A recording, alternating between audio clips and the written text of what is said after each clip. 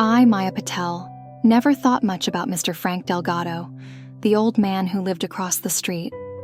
Every morning at precisely 7:15, I'd see him shuffle out to collect his newspaper, wearing the same faded blue robe. We'd exchange polite nods, nothing more. But today, Frank's driveway is empty. No slippered feet, no creaking screen door. I find myself unable to start my day, my coffee growing cold as I watch his dark windows. What if something's happened? Should I check on him? Or am I overreacting? As the minutes tick by, I realize how little I know about my neighbor of 5 years. Does Frank have family? What was his life like before retirement? The thought of his lonely house fills me with a strange mix of guilt and curiosity. Finally, I make a decision. Grabbing a slice of my homemade apple pie as a peace offering, I cross the street. My knock echoes too loudly in the quiet morning. Will this be an awkward intrusion or the start of an unexpected friendship with Frank Delgado? With each step towards Frank's house, my nerves tighten. What if he thinks I'm intruding? I remind myself that I'm just being neighborly. The thought calms me a little, but my heart still pounds as I approach his front door. The silence of the neighborhood makes my footsteps seem louder than usual. I knock softly at first, then louder when there is no response. The echo of my knock feels too loud in the quiet morning. I wait, listening for any sign of movement inside. Nothing. I consider knocking again, but instead I call out, "Mr. Delgado? It's Maya from across the street. Are you okay?" Still no answer. Worry gnaws at me. I knock one last time, a bit harder.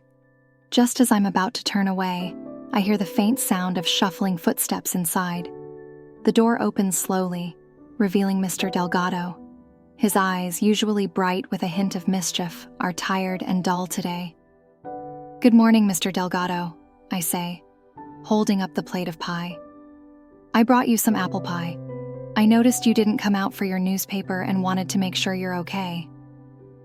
Frank blinks at me, clearly surprised. "Oh, Maya, thank you. That's very kind of you," he says, his voice a bit hoarse. He steps back, opening the door wider. Come in, come in." I step inside, immediately struck by the cozy but cluttered living room. There are books stacked on every surface, family photos on the walls, and a soft, worn-out armchair facing the television.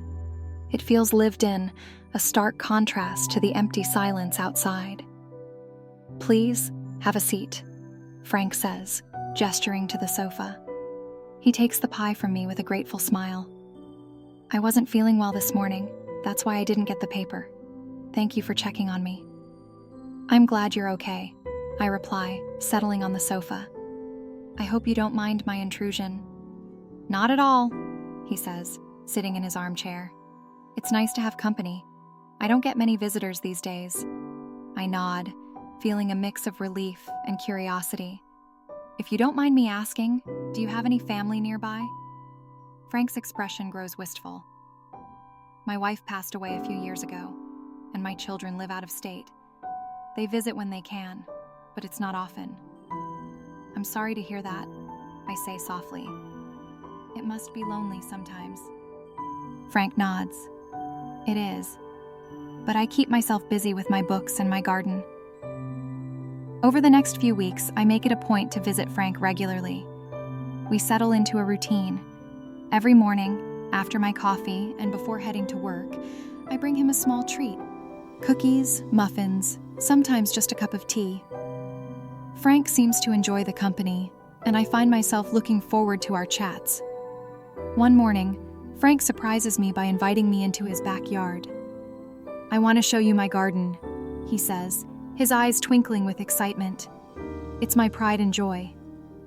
I follow him outside and am immediately struck by the beauty of his garden.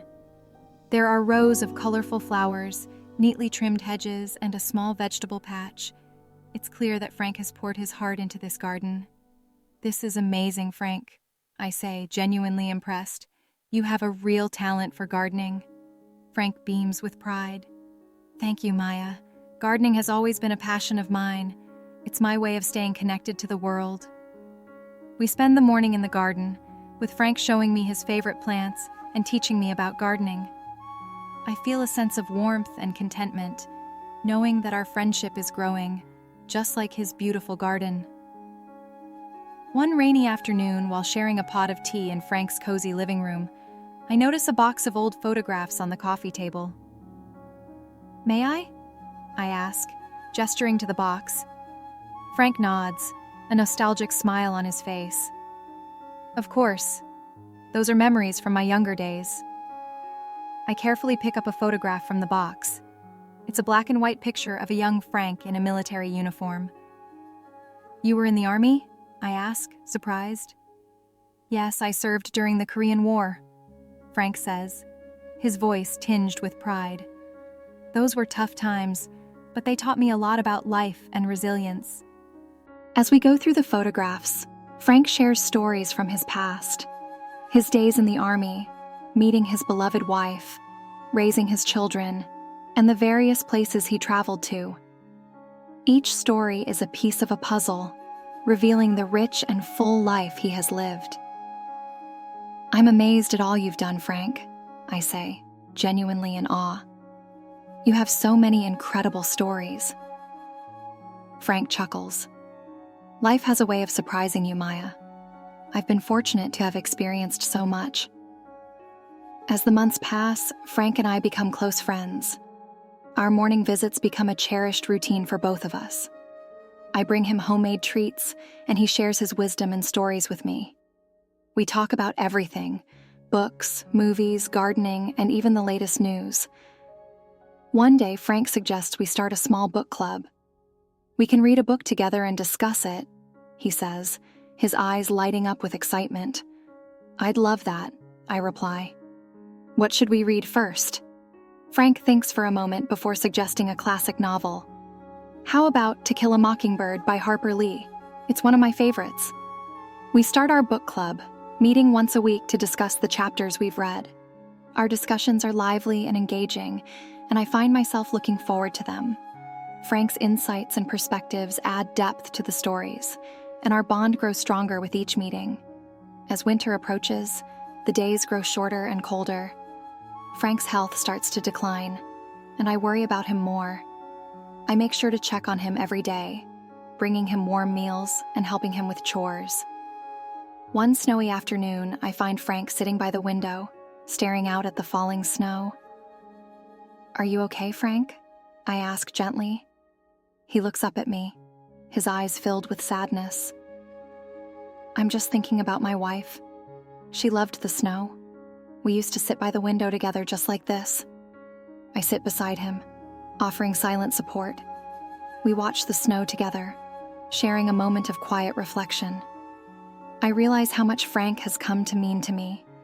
He's not just a neighbor, he's a dear friend. As Christmas approaches, I decide to do something special for Frank. I reach out to his children and invite them to visit for the holidays. They are thrilled by the idea and agree to come. On Christmas Eve, I help Frank decorate his house. We put up a tree, hang ornaments, and string lights. Frank seems happier than I've seen him in a long time. "Thank you, Maya," he says, his voice filled with gratitude. "This means a lot to me." "You're welcome, Frank," I reply. "I have a surprise for you tomorrow." The next morning, Frank's children arrive, their faces beaming with joy. Frank is overwhelmed with emotion as he hugs them. "This is the best Christmas gift I could have asked for," he says, tears in his eyes. We spend the day together, sharing stories, laughter, and a delicious meal. The house is filled with warmth and love, and I feel grateful to be part of this special moment. As spring arrives, Frank's health takes a turn for the worse. He spends more time in bed, and I visit him every day, bringing him comfort and company. We continue our book club, even if it's just me reading to him. One afternoon, as I read to him, Frank takes my hand. "Maya, thank you for being my friend," he says, his voice, weak but sincere. You've brought so much joy into my life. Tears fill my eyes. Thank you, Frank. You've taught me so much about life, love, and friendship. I'll cherish our memories forever. Frank smiles and closes his eyes, a look of peace on his face. I stay by his side, holding his hand, knowing that our friendship has been a gift for both of us. Frank passes away peacefully a few days later. His children and I organize a beautiful memorial service, celebrating his life and the impact he had on all of us. The neighborhood comes together to honor him, sharing stories and memories. In the months that follow, I continue to care for Frank's garden, ensuring that it remains as beautiful as he left it. The garden becomes a symbol of our friendship, a reminder of the bond we shared. I also start a neighborhood book club in Frank's memory, inviting others to join and share their love of reading. The book club becomes a source of connection and community, just as Frank and I had envisioned. Looking back, I realize how much my life has changed because of my friendship with Frank Delgado. What started as a simple act of kindness led to a deep and meaningful connection. Frank taught me the importance of reaching out, of caring for those around us, and of cherishing the moments we have. As I tend to Frank's garden and lead the book club, I feel a sense of fulfillment and purpose. Frank's legacy lives on in the friendships and connections he helped create. I am grateful for the unexpected friendship that brought so much joy and meaning into my life. My friendship with Frank Delgado was a journey of discovery, growth, and connection. It taught me that even the smallest acts of kindness can lead to the most profound and unexpected friendships. As I continue to honor Frank's memory, I am reminded of the power of human connection and the beauty of sharing our lives with others. As you listen to the story about Maya Patel and her unexpected friendship with Mr. Frank Delgado, it's important to focus on some key vocabulary that will help you better understand the narrative. Let's go over a few of these words and phrases. First, we have the word precisely. This adverb means exactly or accurately. In the story, we hear, every morning at precisely 7:15, I'd see him shuffle out to collect his newspaper. Next is the verb shuffle, which describes walking slowly without lifting your feet properly. For example, he'd shuffle out to collect his newspaper. Gnaw is another important verb that means to cause persistent and uncomfortable worry or concern. Maya feels this when she thinks, worry gnaws at me. The adjective nostalgic refers to feeling pleasure and sadness when thinking about the past. For instance, Frank nods, a nostalgic smile on his face. Resilience is a noun that refers to the ability to recover quickly from difficulties.